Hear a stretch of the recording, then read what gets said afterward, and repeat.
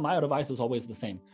Focus on a small number of projects that you know well. And if you know that the project is going to survive, and you can tolerate the risk, by all means. But understand that tomorrow the market may go down even further. It may go up, it may go down. Nobody knows what's going to happen tomorrow. But longer term horizon, the industry is staying. The industry is not going away. There's more apps being developed. There's more people in the industry. So the industry is going to get bigger if we look at 5, 10, 20-year horizons. It's very hard to predict the future, but historically, we've seen very accurate 4-year cycles. But there's also many things in the world that are 4 years. The Bitcoin halving is every 4 years. The United President's election is every 4 years. The stock market goes through a 4-year cycle as well, if you look at it historically. So it doesn't mean that the next cycle will be exactly 4 years, but I think there's a pretty decent probability that that might happen. But if we look at all the other different things that you just mentioned, that you said are different, the inflation, the war, everything else, those things should really help the crypto industry. Those things should really push people to want, the inflation should push people to want to hold a limited supply asset. So the war and the more the world is divided, the more that the Bitcoin is a very global currency that actually shines.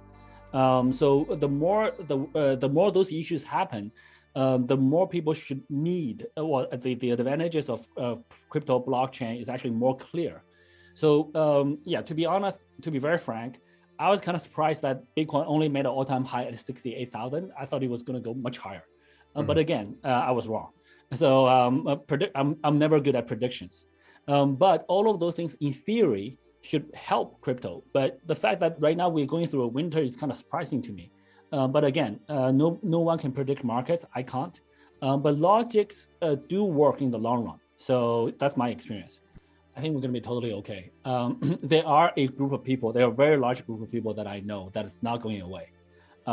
So there are some new investors that gets shocked, surprised, fear, and they go away for a while. But pretty much of all the people I know who are here since 2017, those guys is going to stay. And as a business, I would recommend most businesses have at least 10 years of runway, 10 years of cash if they have zero income. Very few traditional companies can achieve that. But in the blockchain world, it's actually not that hard to achieve. Binance, we had like the Binance coin is about $40 billion market cap. We have the team portion we never used, and we do commit to burn that. But we also have income. Like even the team portion was double-digit $1 billion. So most crypto companies sit on this. If they manage well, they could be sitting on this really large cash reserve. So and even if we don't touch that, we actually still, that aside, we actually still have very healthy reserves that will last us many years. So they are, and also in the crypto business, they are very clear, very simple business models. You should have revenue, and because we're dealing with crypto money, we're dealing with this industry. It's actually not difficult for good businesses to make money. So I think just sustainability-wise, many businesses in this industry can sustain for a very, very long time. So I'm not too worried about it. So I think crypto is a technology that can increase the freedom of money for billions of people around the world. And throughout history, anytime we can increase the freedom of something without sacrificing other aspects, security, compliance, ease of use, fees, etc. If we can increase the freedom of something, our civilization advances.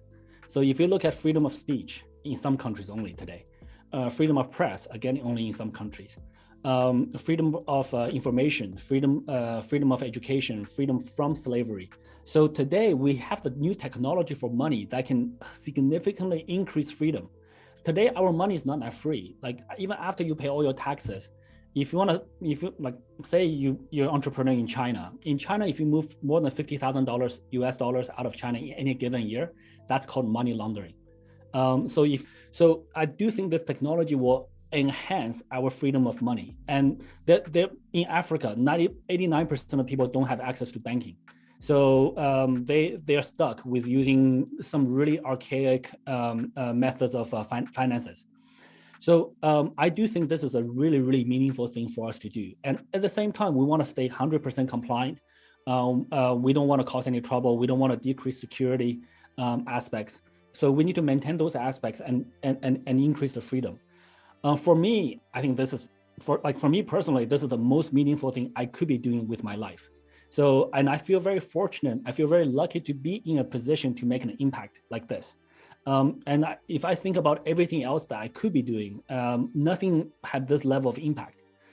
So being lucky enough to be in a position where I can make this type of impact is hugely rewarding. And this comes back to, I fundamentally think that we're genetically engineered to want to help others of the same kind. For humans, I think we are genetically engineered to want to help other humans. So we got to take care of ourselves first. So we got to become financially free, taking care of ourselves, etc. After that, the highest sense of fulfillment actually comes from helping others. So when we are able to help others, when I hear stories, hey, look, CZ, I become financially free because I was able to access crypto using your platform. That's such a strong sense of reward that I couldn't get anywhere else. This is much better than playing golf all day, drinking martinis. All of those things are still, once in a while still okay. But this is what makes me tick. So, and this is my life. So I wake up, this is what I'm supposed to do. And if I get tired, I take a nap. I wake up again, this is what I'm supposed to do with my life. So for me, it's not work. It's just what am I supposed to do in this life? We're all here persistently, consistently pushing forward. Mm-hmm. Sometimes a bit faster, sometimes a bit slower, depending on overall market conditions, macroeconomics, and other factors. But we're all here. We're not going anywhere. We're just consistently and persistently pushing this industry forward. So I think 10, 20 years from now, people will be using blockchain, crypto, the way they use the internet without mentioning it. Today, I don't say like, hey, I'm gonna use the internet to message you. We just use it, we just use it. There's many different applications on it.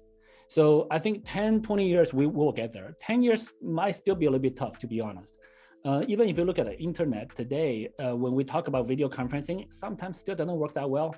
Eventually, people shouldn't be talking about blockchains. People shouldn't be talking about consensus, nodes, all this other geeky stuff. People should be like, hey, I'm sending you some money. Hey, I'm doing a fundraising globally. I'm selling my art globally. I'm gonna hire a trainer, fitness trainer in the metaverse. So all of those things should come naturally and without mentioning any technology. We will get there. It's just a matter of time.